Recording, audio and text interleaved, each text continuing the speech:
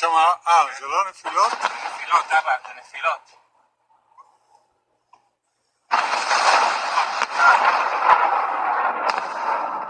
That's the scale of the Iranian counteroffensive against Israel, a state of affairs that has left many parts of Tel Aviv in ruins. Numerous sensitive military sites were struck, but the most significant impact was the missile strikes on Israel's nuclear facilities and research centers. Due to Israel's strict censorship on civilians capturing videos of impacts on the ground, particularly at military sites and air bases, there is limited information and visual evidence to support this news. However, with over 150 combined targets struck by Iran last night, one can conclude that the Iranian retaliation was massive and has demonstrated that every military target is within missile reach. Please take a moment to like and share this video to help boost its visibility. The first nuclear site to come under fire is what Tel Aviv calls the Kiryat compound. Often dubbed Israel's Pentagon, is the central hub of the country's military and defense operations, located in central Tel Aviv. It houses the headquarters of the Israel Defense Forces, IDF, and the Ministry of Defense, serving as the nerve center for Israel's military coordination, intelligence operations, and strategic decision-making. The compound's significance lies in its role as the command center for Israel's aggressive military campaigns, including those targeting Iran's nuclear program and Palestinian territories, which critics argue perpetuate regional instability. The Kiryat represents the heart of Israel's militarized state, orchestrating operations that enforce occupation, conduct covert sabotage, example Mossad's alleged role in Iran, and maintain Israel's undeclared nuclear arsenal at sites like Dimona. Its comparison to the US, Pentagon underscores Israel's reliance on American military support, including billions in annual aid and advanced defense systems like the Iron Dome, which critics see as enabling Israel's impunity in regional conflicts. The Kiryat compound was struck and destroyed. This was confirmed by a Fox News reporter on the ground in Israel, despite some Mossad agents trying to stop his camera from taking stocks of the damages as per the policy of hide and seek by the criminal government of Benjamin Netanyahu. And into today, the Iranians have responded with 3 waves of ballistic missiles. This is Israel's version of the Pentagon, the Kiryat. And the building on this compound was just hit. Please go back, please. You can understand here, it's very tense at this specific location because the Iranians are now targeting the defense establishment of Israel. And so I'm going to have my cameraman pan up here to this building just across the street from the Kiryat. And so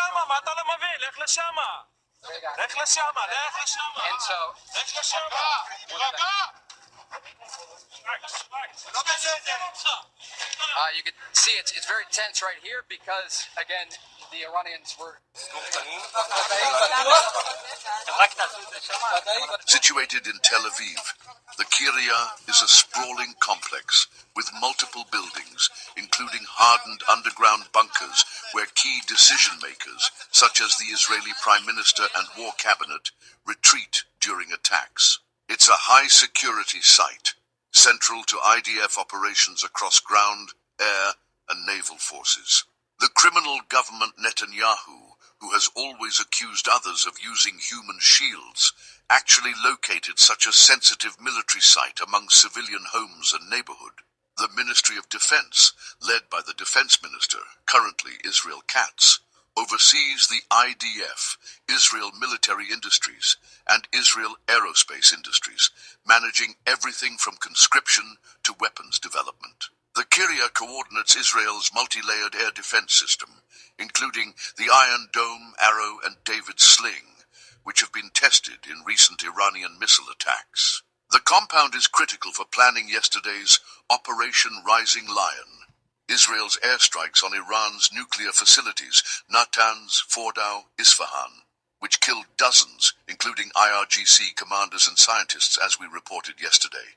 Critics argue this attack launched from the Kiryas command structure, was a provocative escalation aimed at derailing Iran's nuclear program, while ignoring Israel's own nuclear opacity at Dimona.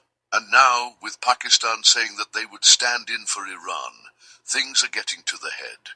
If Pakistan joins forces with Iran, it would mark a very serious boost. जो है मैं सारे यहूदियों को उसमें नहीं शामिल करना चाहता, क्योंकि बहुत से यहूदी जो है इस वक्त फ़लस्तीन की हमायत भी कर रहे हैं, वो सुलह भी चाहते हैं, वो एक ऐसे मुल्क की जो है बुनियाद भी डालना चाहते हैं जिसमें तमाम नेशनैलिटीज या कौमें जो हैं या मज़ाहिब के लोग जो हैं वो मिलके रह सकें। जनाब स्पीकर, मैं इस ईवान की वसातत से मुकम्मल यकजहती का इजहार हम करते हैं अपने ईरानी भाइयों के साथ, और इस आजमाइश की घड़ी में हम उनके साथ हैं, हर तरीके से उनके साथ। उनको जिस किस्म की जरूरत होगी इंटरनेशनल लेवल पे, यूनाइटेड नेशंस पे या किसी और अदारे पे या इस्लामिक कॉन्फ्रेंस के अदारे पे, कहीं भी हम उनके मफादात का जो है तहफ़्फ़ुज़ करेंगे इंशाअल्लाह ताला। वो हमारे भाई हैं, हमारे हमसाए हैं, उनका दुख दर्द, उनकी खुशियां, उनका गम जो है हमारे साथ जो है मुश्तरक है। One of the areas it can help Iran is on air. While Pakistan's Air Force might seem geographically constrained, basing rights in western Iran would allow Pakistani JF-17 Thunder and F-16 fighter squadrons to conduct defensive and retaliatory operations against Israeli drone, missile or fighter incursions. Pakistan's long experience dealing with asymmetric warfare along its borders could also prove vital. Islamabad's cyber warfare units, though not globally famous, have developed quietly in recent years and could be deployed to disable Israeli critical infrastructure, from communication networks to power grids, in coordination with Iranian cyber divisions. Such multi-pronged collaboration would not only stretch Israel's defensive posture, but could overwhelm its famed Iron Dome and David Sling systems through sheer volume and diversity of threats. Economically and diplomatically, Pakistan's involvement would also embolden the anti-Israel bloc across the Muslim world. With deep-rooted ties to the Gulf, Turkey and Central Asia, Pakistan could act as a conduit for arms, logistics and intelligence between disparate anti-Israeli factions. Considering this scenario and the Iranian counter-offensive, which overwhelmed Israel's Iron Dome, prompted a shaken U.S. military establishment to insist that diplomacy could still resolve the conflict with Iran. U.S. Secretary of Defense Pete Hegseth, his voice trembling, acknowledged that the U.S. is closely monitoring the escalating clashes